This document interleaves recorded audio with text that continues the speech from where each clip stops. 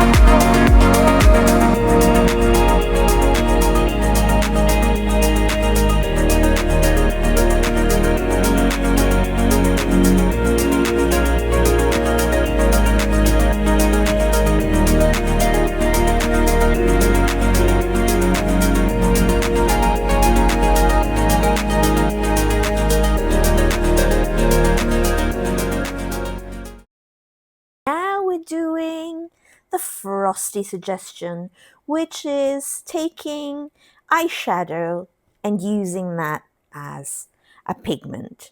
So here I found a really old eyeshadow palette, and we're going to try using this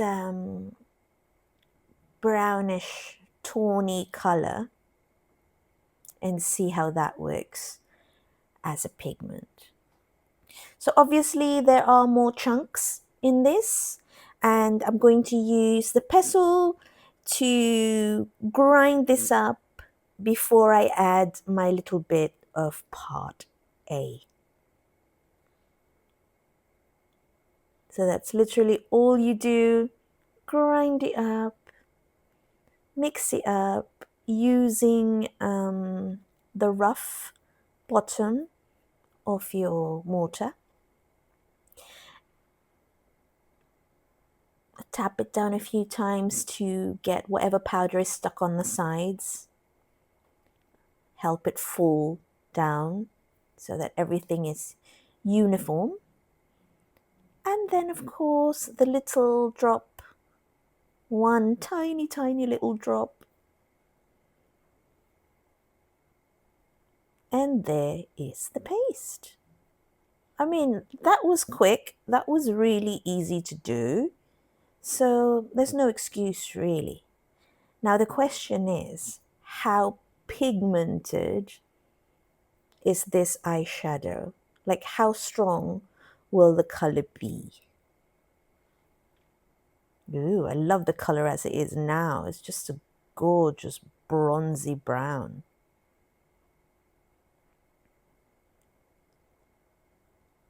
Now, I must admit, using the mortar and pestle is quicker, it's easier, but it's more difficult to clean. So here I'm like, what am I going to do with this? Oh dear. Mix it again. Yeah, Val, let's mix it again. And it was too little for me to get out of the mortar, so I've had to add a little bit more epoxy to help me get it out, because the bottom of my mortar is quite rough and I can't just scrape it out easily. Also, the reason why we use the A part of the resin, which is actually the resin and not the hardener, is because it's less likely to harden in the container if you make a bigger batch. It's always safer to use the resin part. Another thing is, it's not going to ruin the consistency of your mixed resin when you already mix this 1-to-1 and then add the pigment paste to it. As long as you don't add more than 5% of that paste, you're not going to ruin the chemical reaction that happens in the curing. Now, a lot of people put too much pigment and then start to worry or complain why the resin hasn't cured into a very thick plastic, well, epoxy final product. So here I'm just dividing the 1-to-1 that I've mixed up, and we're going to play around with the pigments. I don't know why, I actually did this when I was supposed to, well, the plan is, and I'm going to do it, to put that resin into the little medicine cups so that it would just mix straight away. I did try putting the blue in first here, and then I mix it, and then I realize that it is just so transparent and light that it's much better to just add the resin to the pigment because it's such a small amount. So I'm doing that, and then I will do the same with the rest of the colors. Now the mold I'm using for these colors is actually really, really cute, and I have a thing for sea creatures, so I got this octopus mold, and we're going to see how these colors work in the octopus and if the neon colors shine through or come through.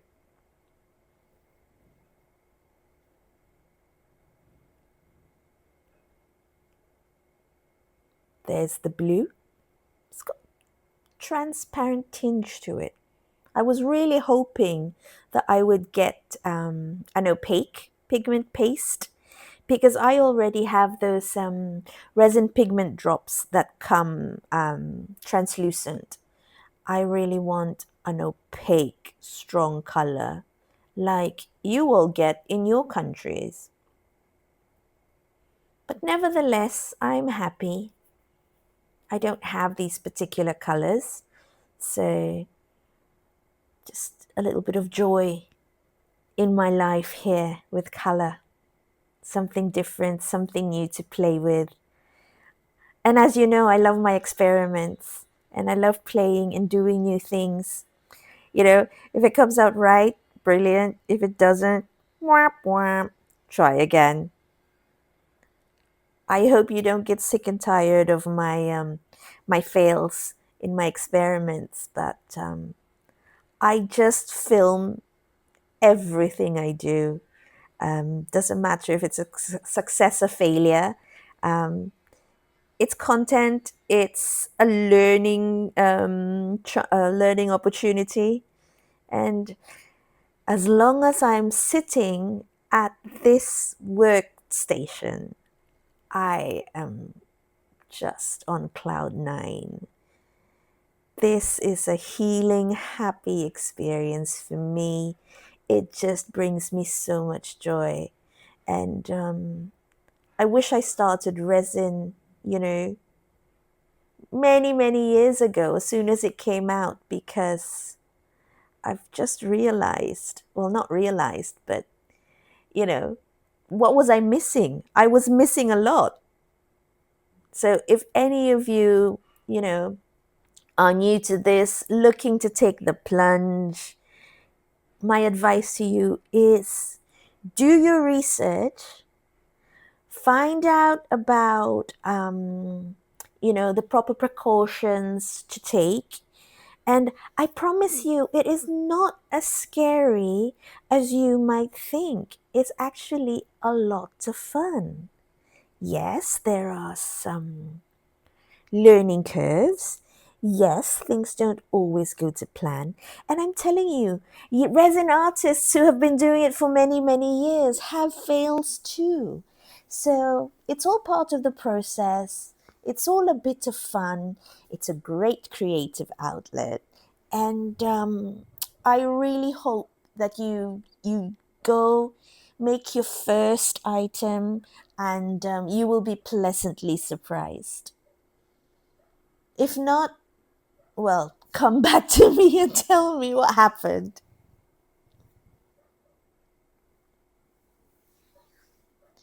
Okay, so just wiping up my sticks and I am ready to clean and wipe. Wipe some more. I have a wiping thing. I clean as I go. I'm an ex-pastry chef, as you guys know. And yeah, you always clean, always keep cleaning. Now we're going to go with the last color, and this is the eyeshadow mixture. Going to mix that with my resin here. Now, this was the difficult part, getting that out.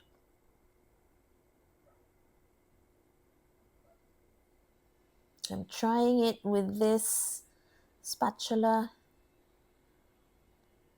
Yeah, it's not scraping much.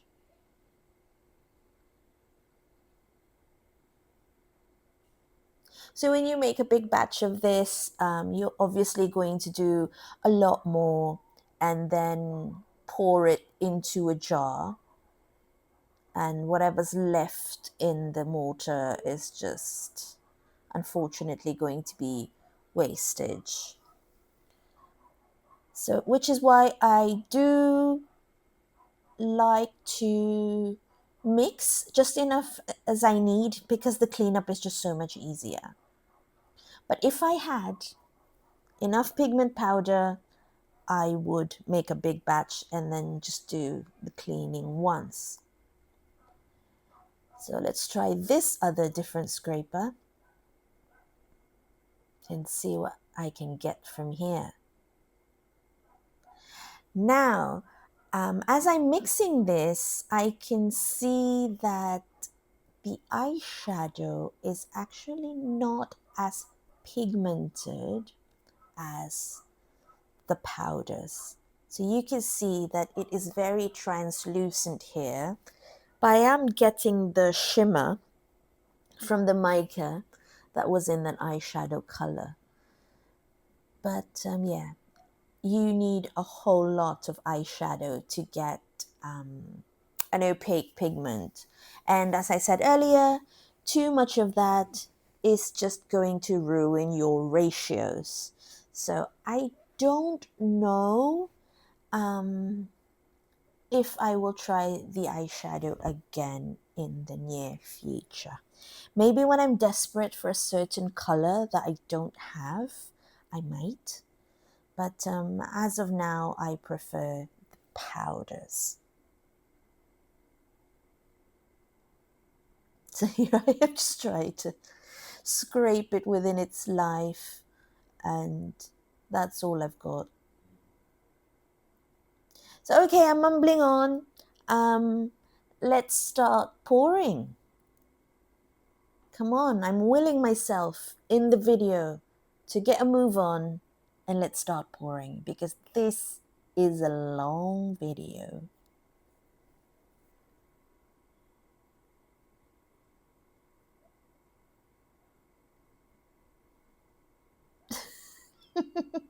Back to scraping again. Okay, let me just cut the video here and come back to when I'm actually pouring. Okay, here we are with my octopus mold, and I'm going to use these three colors to just pour in there and sort of get a marble or a mix of colors, and we shall see how it comes out. So now you see how transparent these colors are, or translucent. It's almost giving me jelly vibes or gummy vibes. But I love the brightness of the neons.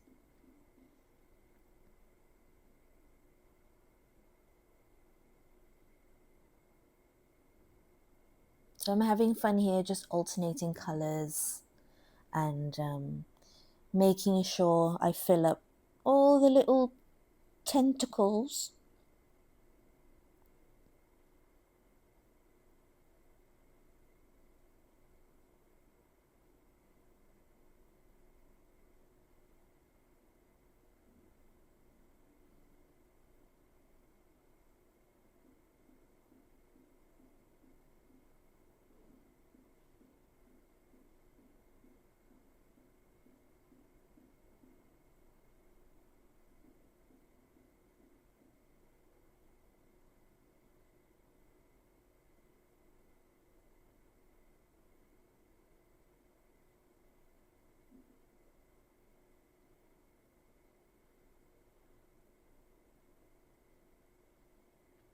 So just making sure that I fill it up enough to get all the bits,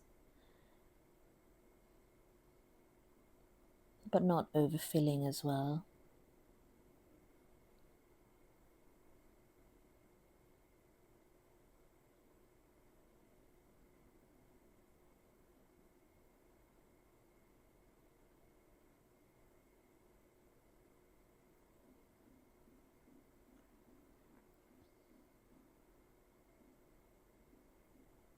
This is so cool, if I can say so myself.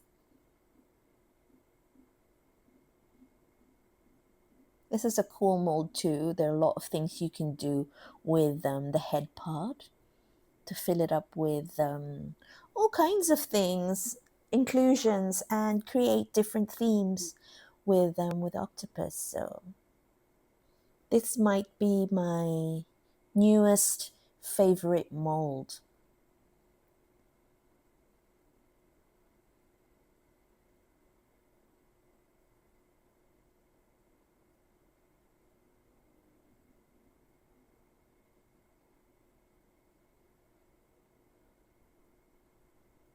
Okay. I'm not going to mix it. I want the colors to just sink or meld in whichever way they want to. Now I'm going to use the bronzy brown pigment for a homemade, handmade, made by yours truly mold. And these are actual pistol grips for a pistol. They are made for a 45, like the Colt. See how that comes out. Very excited to see how this comes out because it is my own mold.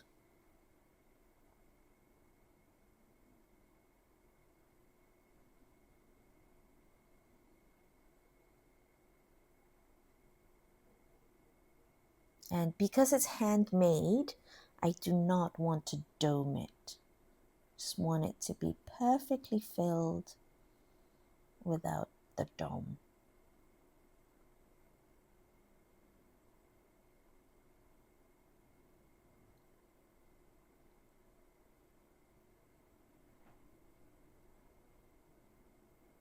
There we go.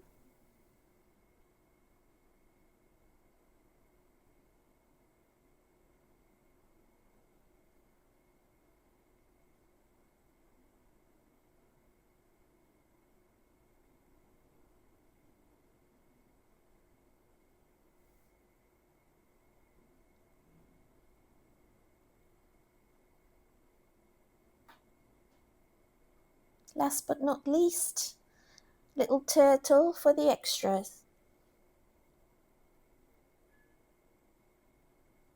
So I need to sort of move everything around for.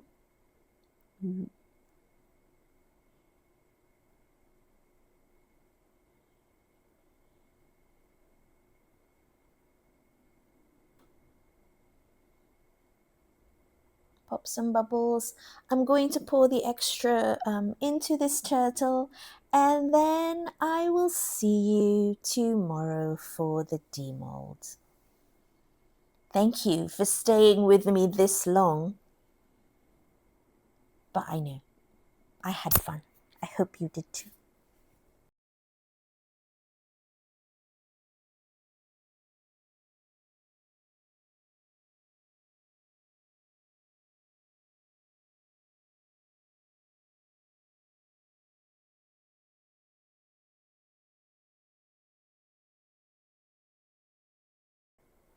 It's the next day now, and it's demold time, my favorite time.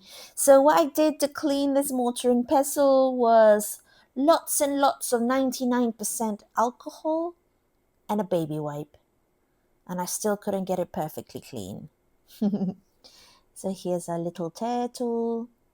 They are still a little bit bendy, but I'm just way too excited. I want to see that octopus come out. So yeah, it's a little bit bendy, so I'm trying to be careful. And there's the eyeshadow one. Not too bad. It's more a tortoise color, tortoise shell. And here are the pistol grips.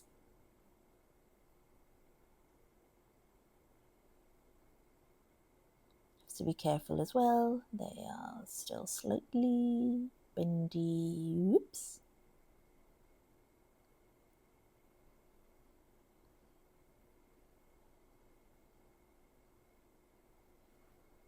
Not too crazy about how this color came out in the resin. I mean, when it was on the eyeshadow palette, it was gorgeous. I loved it. But yeah, it's alright. It's kind of boring. Now for the pièce de résistance. The octopus. I'm so excited for this. If I get this, it comes out nice, then I'll be so happy and I will want to do the neon pigment again. Now remember, I'm just doing this because I don't have access to all the pigment pastes and all the colors of the rainbow. But if you are in America or you are in Europe and you are in Australia, you guys get the best and amazing stuff. So I'm so jealous that you can get those things quite easily. But this is just so exciting to me.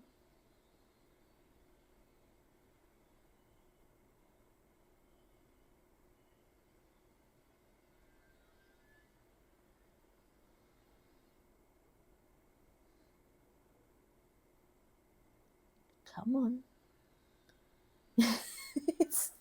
The tentacles are still bendy. As you know, it takes longer for thinner pores to cure than it is the deeper bits. And that's only because of the chemical reaction and the heat.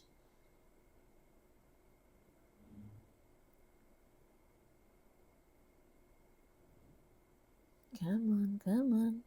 Get out of there.